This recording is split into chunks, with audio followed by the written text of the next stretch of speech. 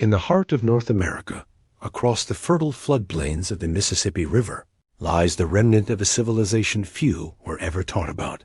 Long before European ships touched the Atlantic coast, long before the rise of New York or Mexico City, there stood a metropolis larger than London in the year 1100. Its name was Cahokia, and for centuries it was the greatest city north of Mesoamerica. Then it vanished. This is the story of North America's first city, its rise, its brilliance, and the mystery of its decline. The rise. Around 1050 CE, something extraordinary happened in the Mississippi River Valley. For generations, small farming villages had dotted the region. The people cultivated maize, gathered wild plants, hunted deer, and fished the rivers. Their societies were organized, spiritual, and connected by trade. But in the span of just a few decades, population surged. Farmers, laborers, artisans, and leaders converged on a single location near present-day St. Louis. What emerged was not merely a settlement. It was a city.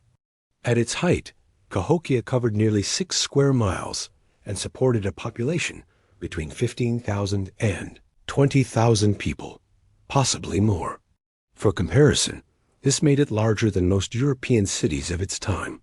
It was not accidental growth. It was deliberate urban planning. Cahokia was built with vision. Engineering brilliance.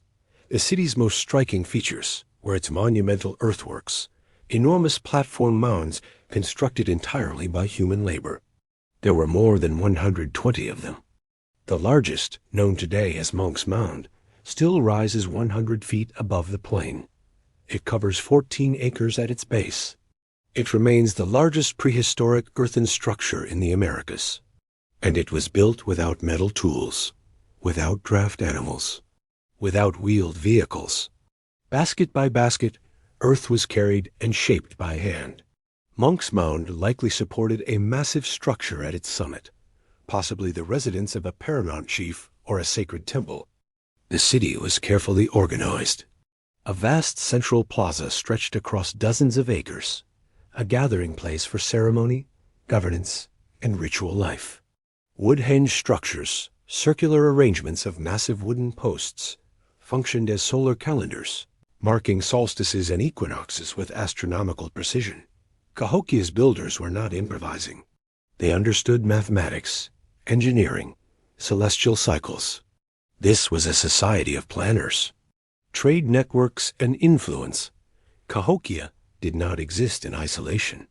It was the center of a vast trade network that stretched across much of North America. Archaeologists have discovered marine shells from the Gulf Coast, copper from the Great Lakes, mica from the Appalachian Mountains, and stone from distant quarries, all brought to Cahokia. These materials were crafted into ceremonial objects, tools, and symbols of status. Art from the city reflects what scholars call the Southeastern Ceremonial Complex, a shared religious and cultural system that spread across the Mississippi Valley and beyond. Cahokia was not just large. It was influential. Ideas, symbols, and political authority radiated outward from the city. Satellite communities developed in its orbit, adopting its architecture and belief systems. For a time, Cahokia may have functioned as the cultural and spiritual capital of an entire region. Social structure and power such scale required organization. Cahokia was almost certainly hierarchical. At the top stood powerful elites, possibly divine or semi-divine rulers who claimed spiritual authority. The placement of structures reinforces this hierarchy. The largest mounds were centrally located, elevated above the plaza, physically and symbolically dominating the city. Excavations of burial mounds reveal striking inequality. In one burial site, known as Mound 72, archaeologists discovered the remains of a high-status male buried atop a bed of shell beads arranged in the shape of a falcon, a powerful symbol in Mississippian cosmology. Nearby were the remains of dozens of individuals, many of whom appeared to have been sacrificed. This was not a loosely organized village. It was a complex society with political authority, religious ideology, labor coordination, and social stratification. It was, by every definition, urban. Daily life in the city, yet beyond its elites and monuments, Cahokia was a living city. Farmers cultivated maize in surrounding fields, producing agricultural surpluses that fed the population. Craft specialists shaped pottery, carved stone tools, and worked copper into intricate designs. Markets likely bustled in the plazas. Ceremonies filled the calendar year. Games were played. Alliances were negotiated. Smoke rose daily from thousands of hearth fires. The city pulsed with life, but large populations bring strain. And by the 13th century, cracks began to appear. Signs of stress archaeological evidence suggests that after 1200 CE, Cahokia entered a period of instability.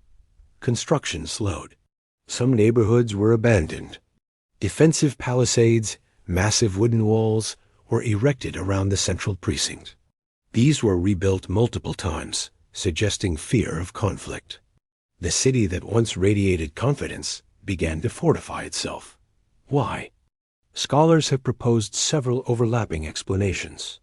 Climate change. One leading theory involves climate instability. Cahokia rose during a period known as the medieval warm period, a time of relatively favorable growing conditions in parts of North America. But by the late 13th century, the climate began to shift. Evidence from tree rings indicates increased flooding from the Mississippi River, alternating with severe droughts. Such instability would have devastated maize agriculture. A city dependent on surplus food is vulnerable to crop failure. Repeated environmental shocks could have weakened political authority and strained social cohesion. Environmental degradation. Cahokia's growth demanded enormous natural resources. Timber was required for construction, palisades, fuel, and housing. Vast tracts of forest were cleared. Overhunting may have reduced local game populations. Soil depletion from intensive agriculture likely reduced productivity over time. In reshaping the landscape to build their city, the Cahokians may have undermined the ecological systems that sustained them. Environmental stress is rarely dramatic in a single moment.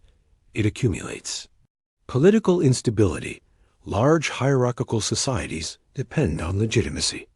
If leaders claim divine authority, then famine, flood, or hardship could be interpreted as spiritual failure. The construction of repeated defensive walls suggests social tension, perhaps external threats, perhaps internal unrest. As resources dwindled, conflict may have intensified. Trade networks may have fractured. Outlying communities may have withdrawn their allegiance. A city built on centralized power can unravel when that center weakens. The abandonment by around 1350 CE, Cahokia was largely abandoned. Its plazas fell silent. Its mounds stood empty. The population dispersed into smaller communities across the Mississippi Valley. Importantly, the people did not vanish. Their descendants continued to shape the cultures of native nations in the region, including the Osage, Quapaw, and others whose histories remain deeply connected to this landscape. But the urban experiment that was Cahokia had ended. And when European explorers arrived centuries later, they encountered no city, only vast earthen mounds rising from the grass. Some refused to believe Native Americans had built them. Myths emerged, attributing the structures to lost civilizations or distant peoples. But the archaeological record is clear. Cahokia was indigenous. It was American. And it was extraordinary.